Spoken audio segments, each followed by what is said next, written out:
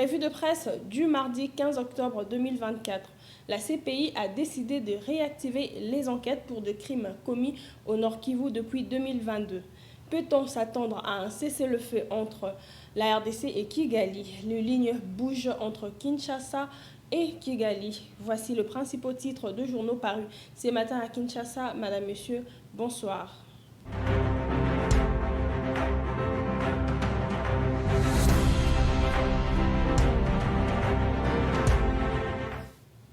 Faisant suite aux différentes demandes introduites par les autorités congolaises, le procureur de la Cour pénale internationale, Karim Ahmed, a annoncé la réactivation des enquêtes en République démocratique du Congo sur des crimes commis depuis 2022 dans la province du Nord Kivu.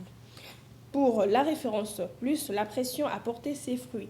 En intensifiant son offensive judiciaire internationale contre le Rwanda et dénonçant la lenteur de la CPI, la RDC espère obtenir une justice pour le crime et abus de droits de l'homme orchestrés dans son territoire. Info 27 indique que la CPI a mené une évaluation préliminaire pour déterminer si les nouveaux crimes commis depuis 2022 étaient liés aux crimes de 2002 dont les enquêtes avaient été ouvertes en 2004.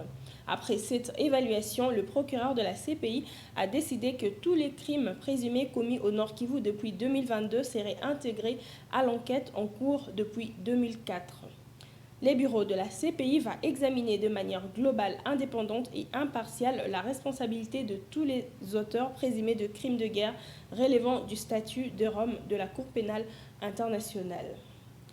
Dans un autre titre, neutralisation de FDLR et retrait rwandais de la RDC, les lignes bougent entre Kinshasa et Kigali.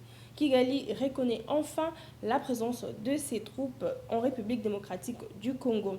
Lors de la 5e réunion ministérielle à Luanda, capitale de la République d'Angola, pays médiateur dans les conflits qui opposent la RDC au Rwanda, un plan de neutralisation de forces démocratiques de libération du Rwanda, dit FDLR, a été acté.